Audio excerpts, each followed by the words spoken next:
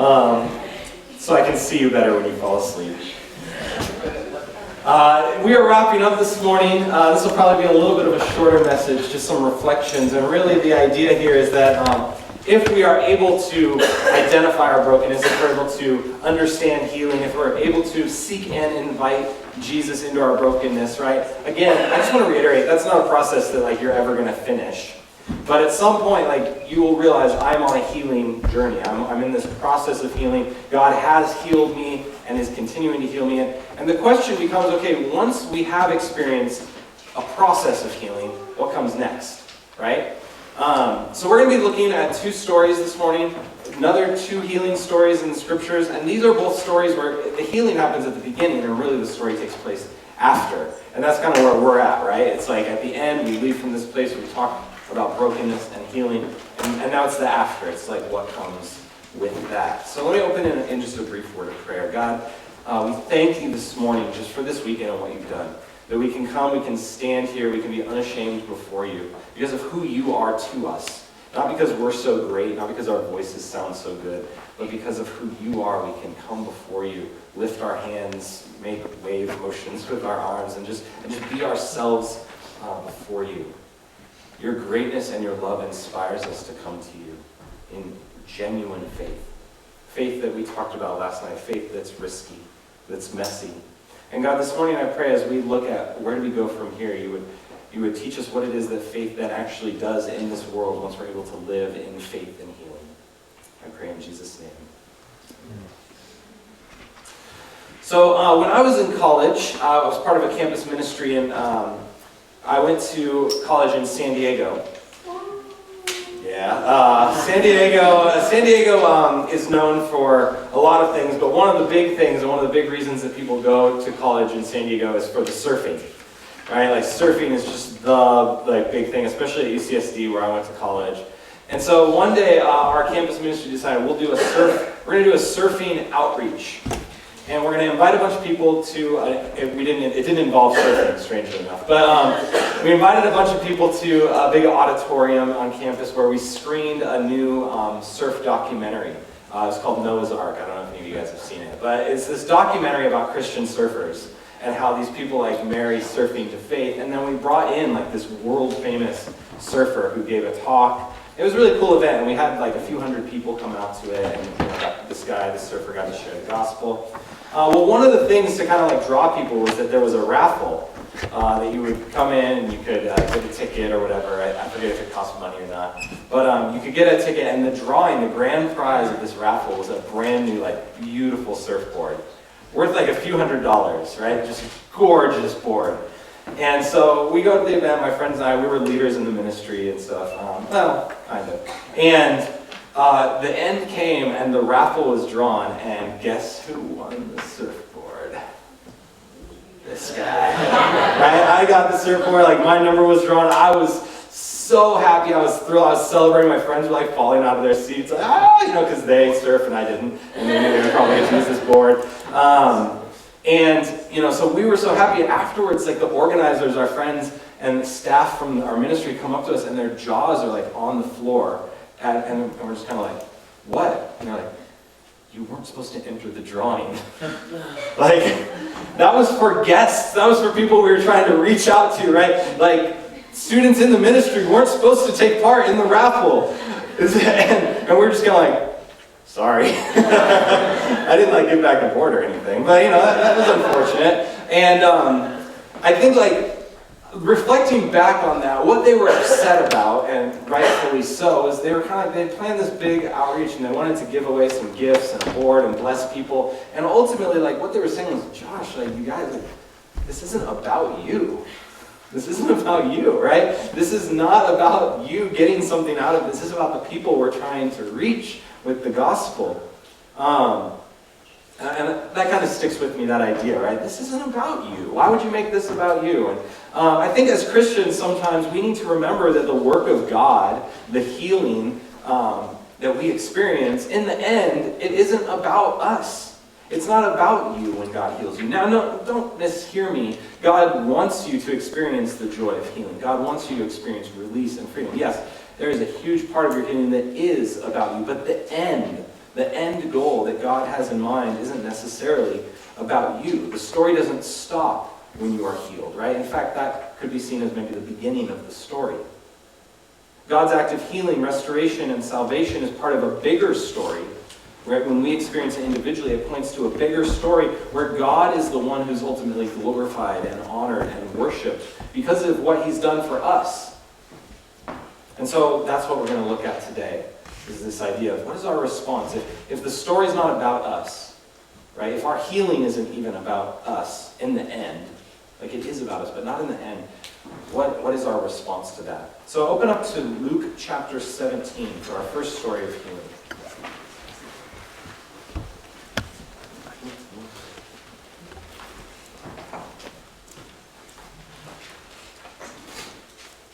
Starting in verse 11.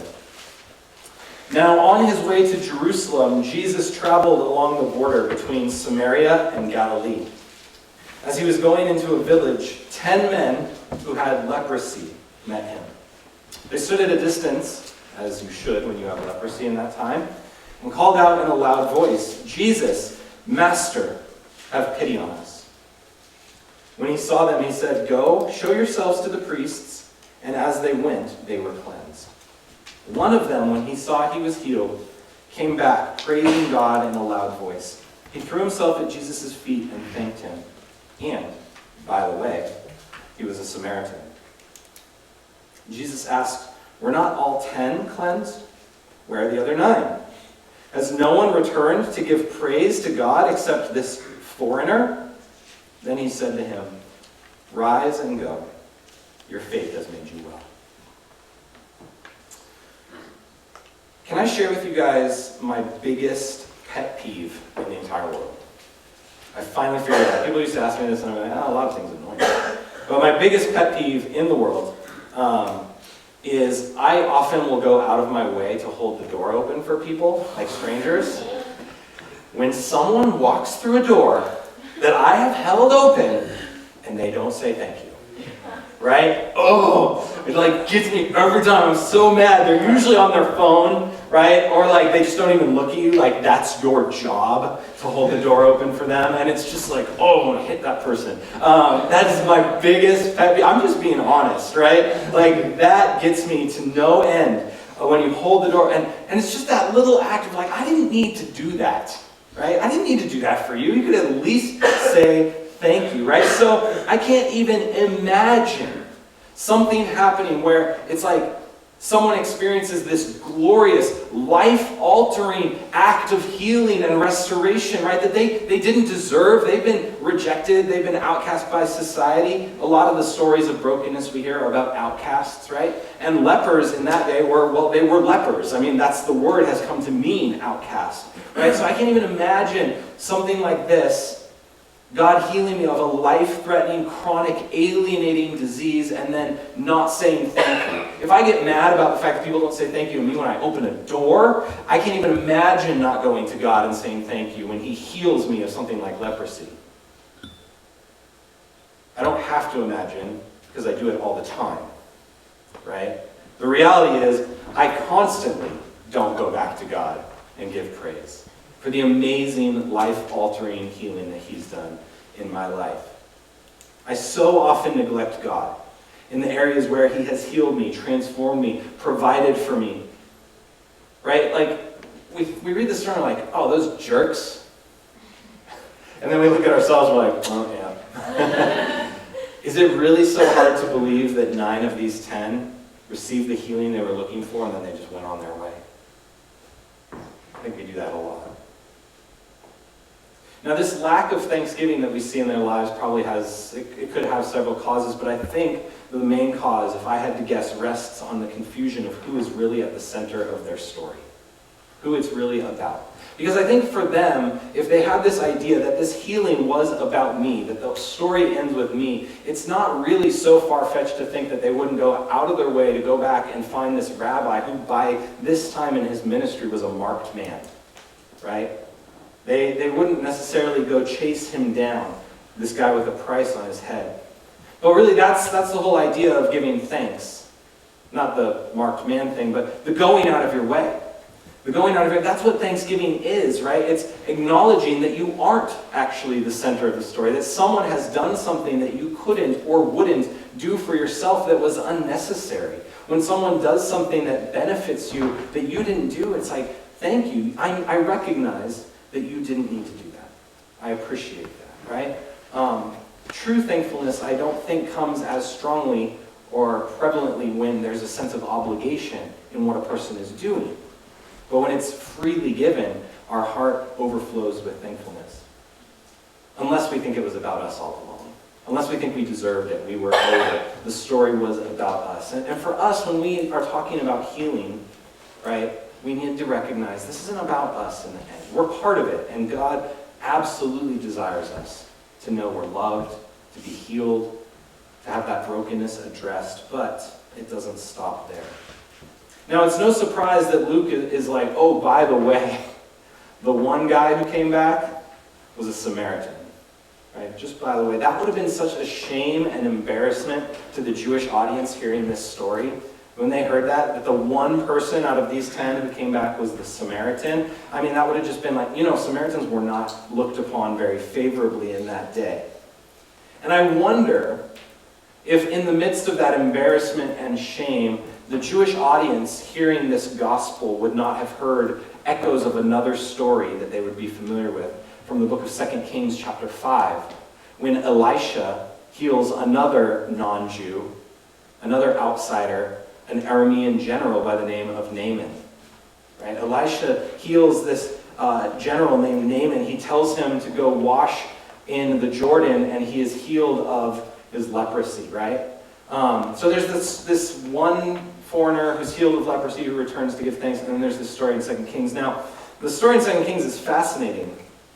Naaman is this powerful general who has this leprosy, and he hears about this man of God. So he seeks out Elisha. And at first, Naaman has the attitude of like, this story's about me. And he is super offended. First, because Elisha hears that Naaman's looking for him and doesn't come to see him himself, he sends a messenger to tell Naaman what to do to get healed. And Naaman is super prideful and angry. He's like, how dare you send a messenger and not come see me in person? Then he gets offended because Elisha tells him to wash in the puny Jordan River. Right? Why would I want to wash in a lowly Israelite river? Why wouldn't he tell me to go wash in one of the mighty rivers of my homeland? Right? And so there's like this pride that swells up within him. And what happens is, essentially he's very resistant because he thinks it's ultimately about him. Well, thank goodness he has some good officers and people, and they're like, dude, get over yourself, bro. And he's like, okay. And so finally he's like, I'll give it a try. They actually tell him, if he had told you to do something hard, you would have been all over it. They call him out really well. So he goes and washes, and of course he is healed. And now he takes his entourage, right, and he rushes back to meet Elisha. And he begs Elisha in that moment to take gifts, to take these gifts of riches and wealth. And Elisha refuses. He won't accept anything. Right? And I think that the idea there is that the healing that God gives to us doesn't make us be like in debt. It doesn't indebt us to God. There's not then suddenly a sense of obligation that God wants us to work out of. Right? So Elisha refuses the gifts. But what Elisha does accept is that Naaman, because he can't give gifts, he's like, okay, can I ask this one thing? Can I take dirt from Israel? Can I load my donkey up with dirt from your land? Take it back home to my homeland and build an altar upon which I can worship your God. Elisha's fine with that, right? He's cool with that. And that's the idea, because healing isn't about God being owed something from us. That's not why he heals us. It's about God being worshipped by us. It's about God being glorified. It's about us being able to point at the Lord and say, he did this. Out of his goodness, out of his power, out of his grace. For us, when we go through a process of healing, the appropriate response is first and foremost thanksgiving. And not lip service, not just saying things, right? But actually living a life that honors and uplifts the giver of healing. That gives thanks in the way that we conduct ourselves. We don't owe God. I think some of us feel that way. sometimes. We don't owe God. And precisely because he doesn't obligate us is why we give genuine thanks, right? Because he did it out of his good free will, out of his character, out of his grace. That's why we desire to serve him, to give him everything that we are. So that's the first response to our healing. I think it's just, what does it mean to live a life of genuine thanksgiving? That requires us setting aside the fact that our healing is about our story. It's about God's story. The second response I want us to dwell on is found in John chapter 9. I will kind of paraphrase because it's a long chapter. But I want to tell a story first. One of the most courageous people I know is my sister-in-law. My sister-in-law, a little bit younger than me, she, about 10 years ago, was in an accident that left her with a traumatic brain injury. And everything for her since then has been a fight, really, to get back to living her life. Having to relearn how to do almost everything. And 10 years later, that is still a constant battle. And she's just super persistent and just has the best attitude about so much of that process. But there was a while back where for a few years, she and my mother-in-law moved to New York City to take part in this program. It's called RUSC. It was through NYU. It was a rehabilitation program for people specifically with traumatic brain injury. It worked on a lot of like cognitive and behavioral therapy to get people back on track, how to understand what you were facing, some of the issues that type of injury brings out in a person's life. And so they would go through these sessions. They're several months long, and there were 3 or 4 cycles, they would call, where the trainees, they wouldn't call them patients, the trainees would learn skills for how to think about their life, how to get back into like kind of a normal way of living. And at the end of every one of these cycles was a celebration. And I remember my sister-in-law at the end of every cycle would be so excited just to have as many of her family and friends come to New York and take part in this end of cycle celebration as possible. She wanted people to come, first of all, because the trainees would give speeches sharing what they'd learned, how they'd grown, how they'd come to accept and understand their injury a little bit better. But really, it was just that joy of being able to tell, this is what has happened to me because I've been healed, right? This is the healing that is taking place in my life, and I want to share that with the people that I love. And so, I got to go to, I think, one of these. Allison got to go to a few more of them. And family would fly out, sometimes from Michigan, Midwest, things like that, to go to these celebrations and just sit there and you just hear someone witness to the fact that they're in this journey of healing. And it's a celebration.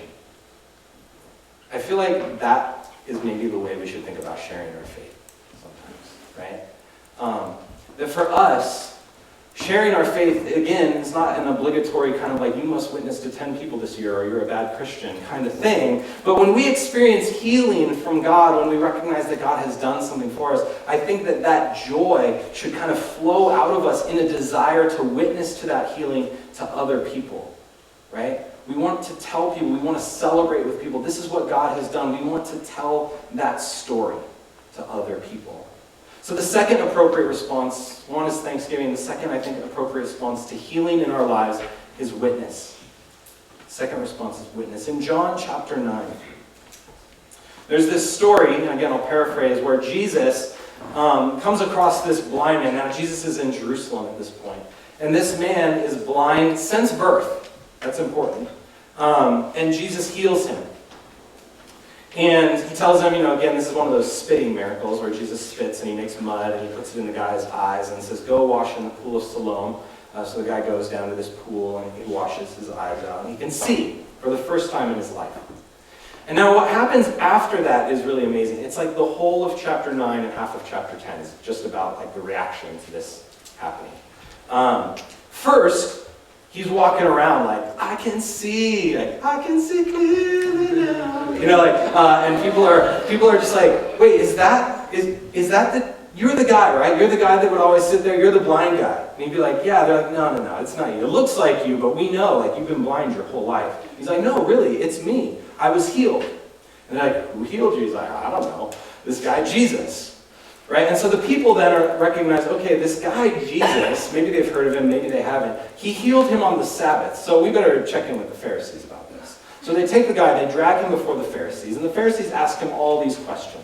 Who was this guy? Who do you think he is? The guy's like, I don't know who he is, really. All I know is he healed me. Well, who do you think he is? I think he's probably a prophet, at least, right? Like, the guy doesn't have the full story about Jesus, but he witnesses to what he does know. Then the Pharisees are like, okay, get out of here. They drag his parents in. They're like, was your son actually born blind? They're like, yup, he was. They're trying to verify, was this a miracle?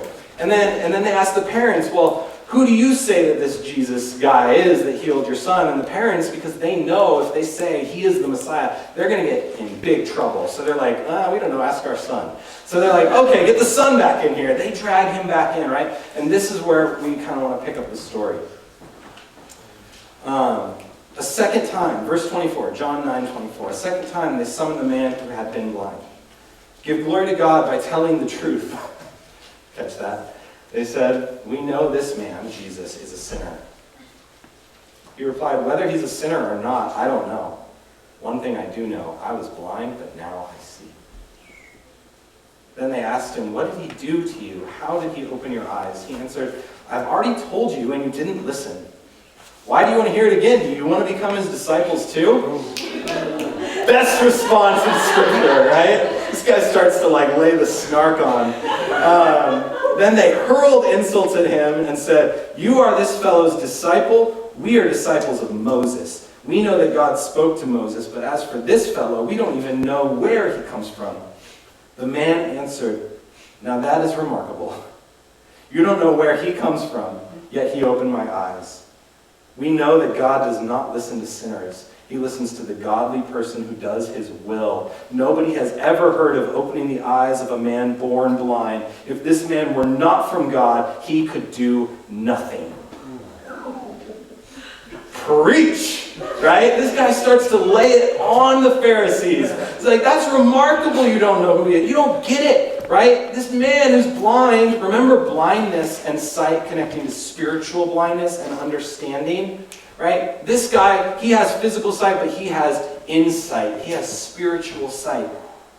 But to this they replied, you were steeped in sin at birth. How dare you lecture us? And they threw him out.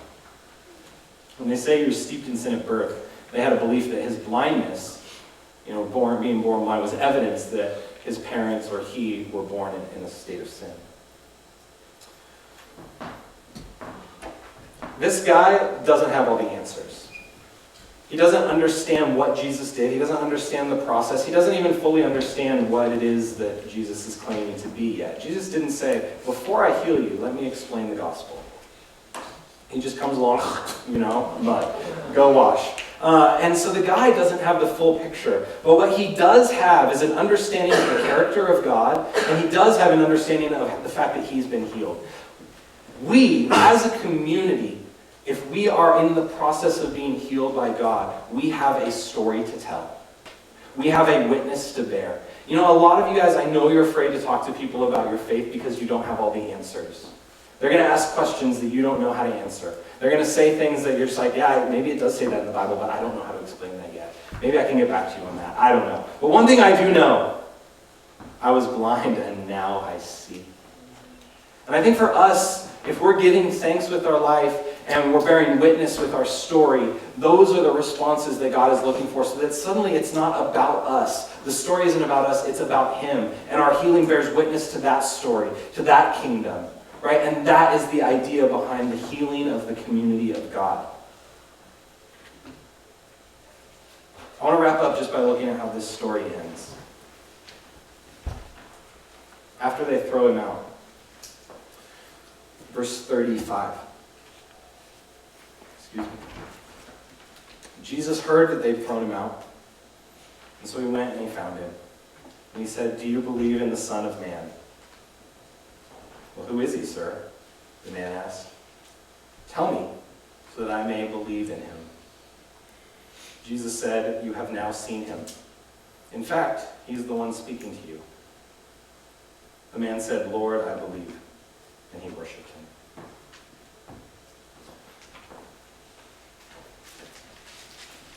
That is such a beautiful summary for this interaction. I love that Jesus says, you've seen him. Imagine what that must mean to a man who's been blind for his entire life. Jesus opens his eyes so that he can see Jesus.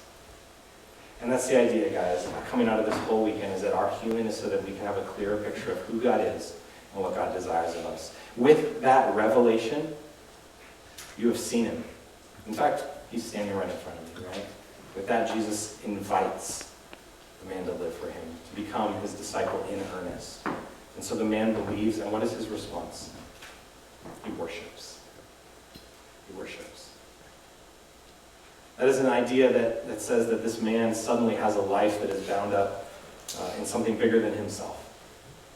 And his healing creates the opportunity not only for him to experience and see God for who he is, but then live a life that bears witness by his story and by his lifestyle of worship, that there is a God in heaven who loves us, who cares for us, whose kingdom is coming, and who I am a part of.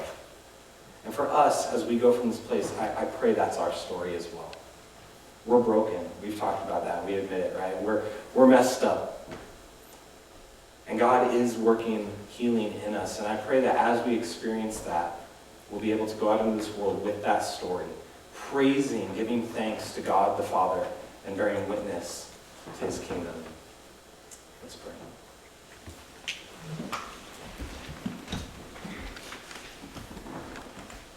God, thank you so much for this weekend. And just even with this short reminder this morning, I ask, Lord, that you would, from this place, carry us into a spirit of thanksgiving, joy, of witness. When we go back to our campuses, who are the people that need to hear the stories of our transformation? Who are the people who we need to show, hey, look, I can see I'm different than I used to be? Who are the people that just would be transformed themselves by seeing the joy that flows out of the healing? Not because we pretend to be perfect or have it all together, but because we're genuine about the fact that we're broken and we're being healed. God, I ask that by your grace and by your Spirit living within us, we would become a community, not individuals necessarily, but a community that bears witness through our thanks, through our healing, through our brokenness, through our vulnerability with one another. And Father, I'm just so grateful for these students who would give up their time, their energy this weekend to come, hear your word, worship you, be together. And Lord, might we leave this place changed by your power, your